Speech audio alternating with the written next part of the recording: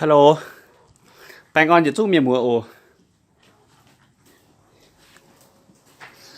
Đã làm gì đâu mà đã phải ngon rồi. Ấy dố, mắm nản chiên vợ.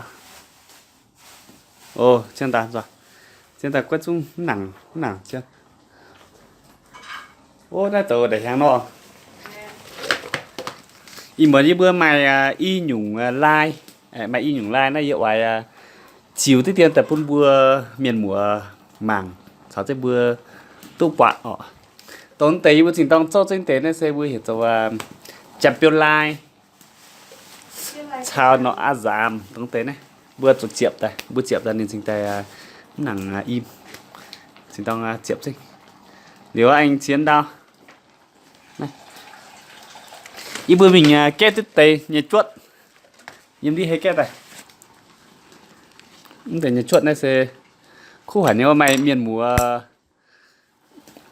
mà tham tàu miền mùa mà bữa chúng oai nhắn từ nhà chuột nhà họ. Này. Chúng mày hả ô. Tế xe nên sẽ là xì khu. Nó bữa tỏ tài chọn danh ô tô này hiểu tụ. Chào danh bữa châu nên cái càn chú hình tụ nhỉ tổng tế này. Ý muốn bữa phần nó trốn tế à? Bữa chập tại họ. Phun ốp họ. Chập chọ phun họ. Chọ phun ốp. Này. Thế này, bọn như phun mình sẽ tón châu. Này như tỏ thích xuân đào tẹp mà khá. Ở trong nhầm tiêu bọn manh hả nè. Xuân đào tẹp đến manh bật gì họ. Này.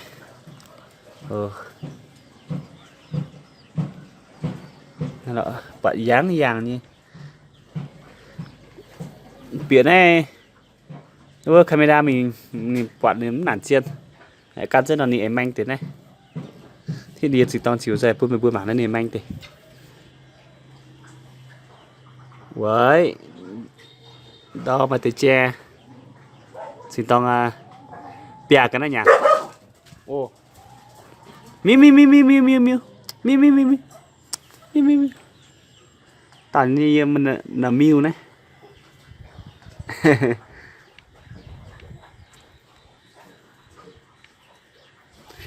Ý muốn này giờ con chung giờ chiều nói chung khoảng té ọ giờ con chung chiều tới tiền tại buôn bữa miền mùa bữa mảng ha mảng dẻo chung tôi chọn hoa té nhiều miền tiêu vậy giờ nhỉ rồi giờ biến ra chiều giờ chỗ nhủ lại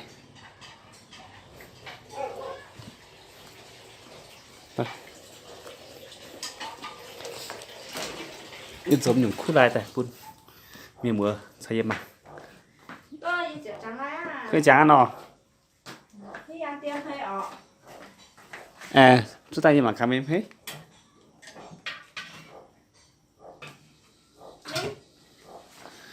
không tệ ô chưa khu Tụng nhâm hay, tụng chia nhâm hay. vừa cái càng uy tại như tụng Đang chia ha. hai miền mùa như bữa này rốn nó ho tiểu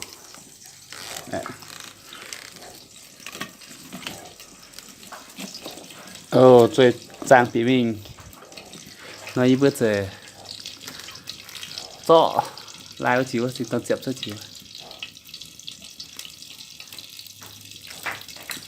tôi nhìn nhủ lại luôn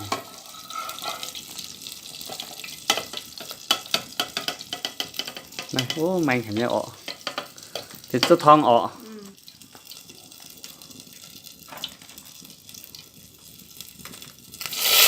đi xe tao con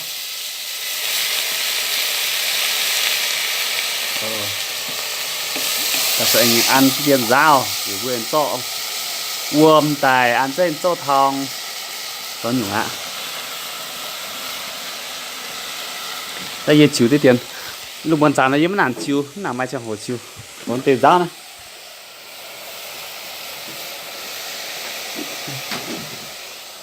lá chiếu rồi ba lúc bọn chán tại buôn bữa một tỏi thấy bữa mảng hay bữa đây cho làm hà nhản hấp nó rồi ton หรือว่าnó tòng cái thảo bữa cho chôm hình nó bữa anh tao biến đo mình xin đào tại chỗ việc gì tao bữa chứ quay bữa cho nên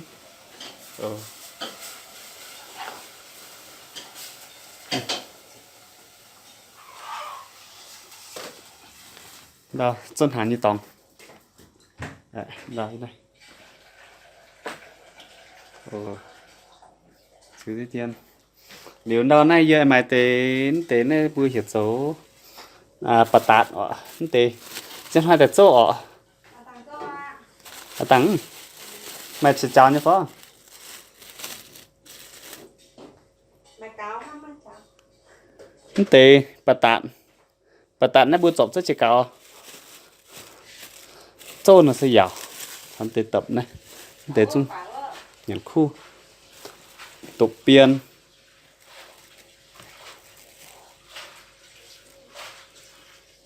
tế này tục biên ở sáu sinh tế này sẽ vừa lại chiên ở miền mùa là chiên này giờ mua sòn hơn như tòng kia ta tế này ta mua chỗ tế chỉ cao mà chán như thế vừa chọn chênh tế bà tạn cho tôi nhìn những khu lai nên là gì khu như này bà tạn này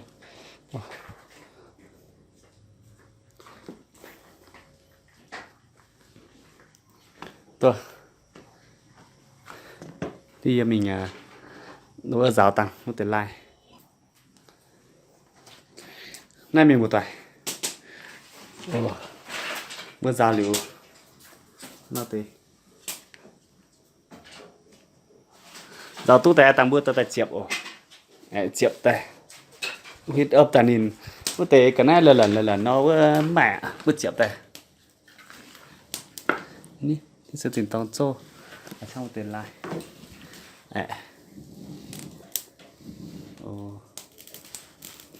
bữa bữa một tài mằng thì tiền chiên như bữa nay như bữa nay sẽ nhìn sẽ phùng tiền om cho nhàn cho hộp ô đâu quả này giờ mà tí tiền chiều tập một tầm mặt này đây giờ mà mình banh tập này banh cứ tới tập tới xe bây giờ những tập nữa ta tới tập giang tập mau tới số tới tập biên mà tập biên nhàn luôn quá ọ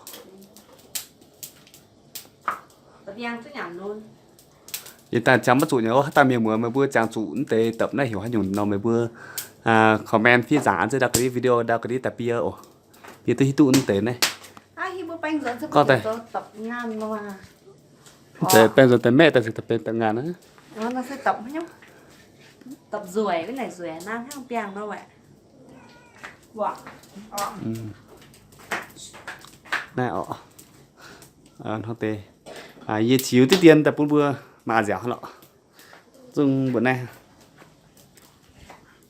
hát tạm mình mở bữa bạn nhé bạn làm video ye chiếu tại em bữa bạn dẻo nhé em bữa trắng tốt tháo giản là bữa thì like nó cái đó bữa trình tông cho bì rồi này thì like em tức là khu anh xe bún cha miền muối tiền mạng ở này bữa cho bì ăn này nhà chuột bì xanh đâu đi bữa triệu ạ rồi mà tôi khu có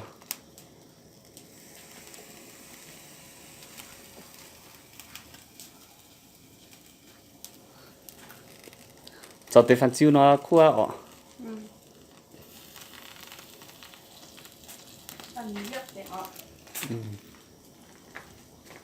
nó thay phải thì mình qua tay tôi yếm ạ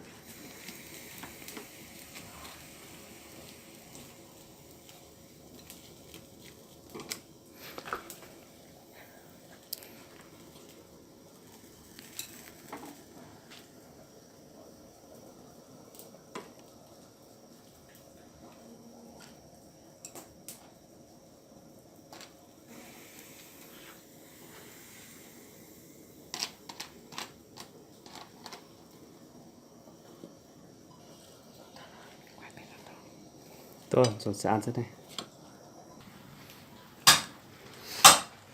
này khi vừa cho phun bó tay chọn tàn chọn xíu nhẹ chuột luôn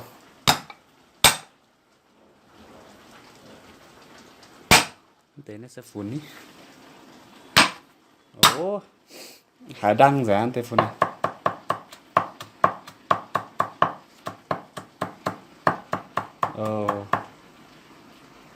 ta sẽ các chọn đại thế. buồn ạ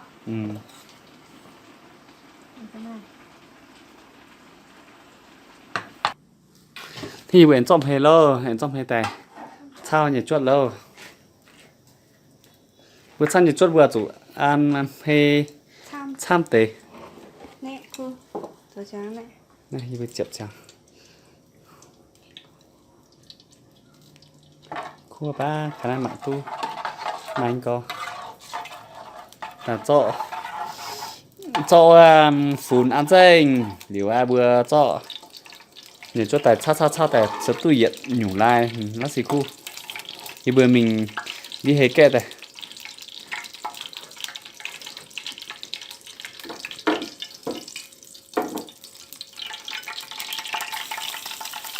ba tổ sắp cuốn đang còn chị phải nó cứ đang qua mà tại mà chúng người ta miền hạt châu nhà nhớ ở cho tôi sửa nhà ha không phải cho khu có tại giờ xem về ha học gì hả nghề cơ tài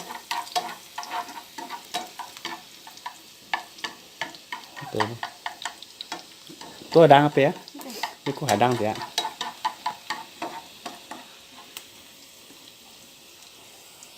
anh đây thì chú vàng này thì vàng ha tôi là xe rồi mà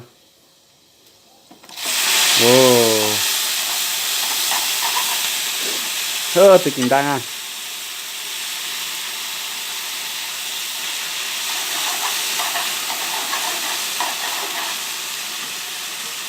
tôi mình sống mòn ở dân mình đâu mà thằng đang hay đấy tôi giờ bột xuất tè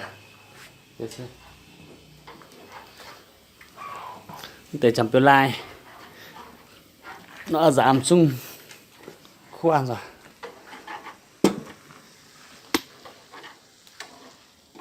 nhưng mà khá wow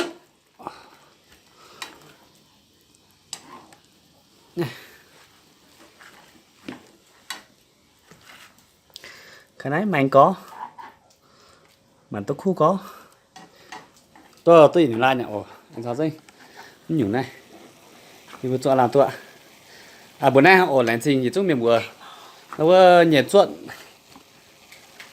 tắt đi mà canh nhớ mình sẽ có kèn tu nó nhìn là cho tăng nó nhung lai tay sau sắp biệt mình buôn buôn mình mùa mảng rủi tê nè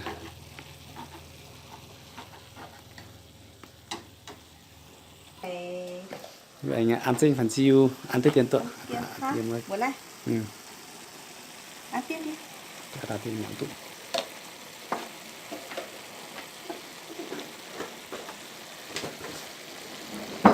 ăn sinh phần siêu mà ta làm tôi nhãn là ba làm ạ nhà chuột này làm tôi khu hải ba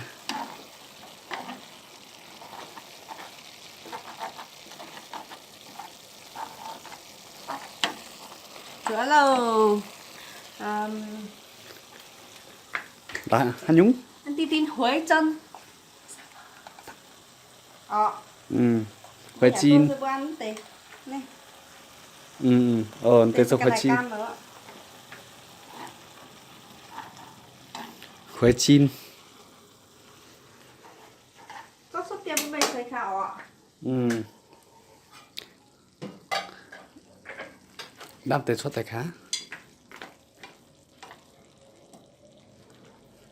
đang này mà tôi khu cọ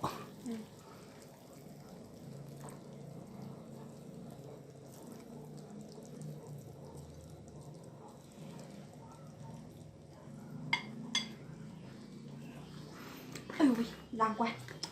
Đàn nha. Mẹ sẽ lâu, mẹ sẽ lâu. Sẽ đàn ổ thốt gì, mình mua như bữa. Sẽ đàn khá khung khu.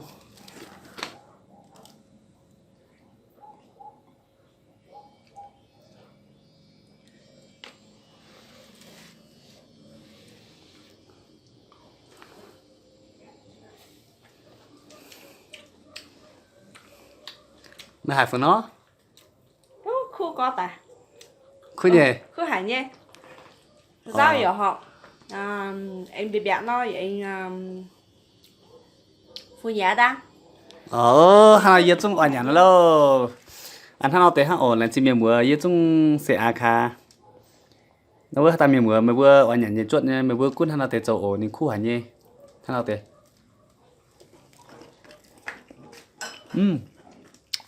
Good, good.ถ้าตาปะอย่างนี้เราไม่รู้สึกจะเทลายเนาะจัดจนนำสังสีโอแล้วก็ดีเห็นตัวซับไรเนาะว่าเห็นตัวดังกีเนาะว่าจัดจนนอนเสยโหแต่เยี่ยจิวให้นำวิดีโอช็อตเราไม่เบื่อจุกเมียนหัวไม่เบื่อตัวบางโอเองเขาใจเนี่ยมันแกงเสียเนาะเองเสียนำวิดีโอแต่ปุ่นหัวตัวอย่าจุ้งทำเมียนตู้ฮิ้วตู้เตะตรงติวเนี่ยจวดนะเบื่อยิ้มเย็นยันลายนะอ๋อคู่หันเย่แหล่งจริงโอบ๊ายบาย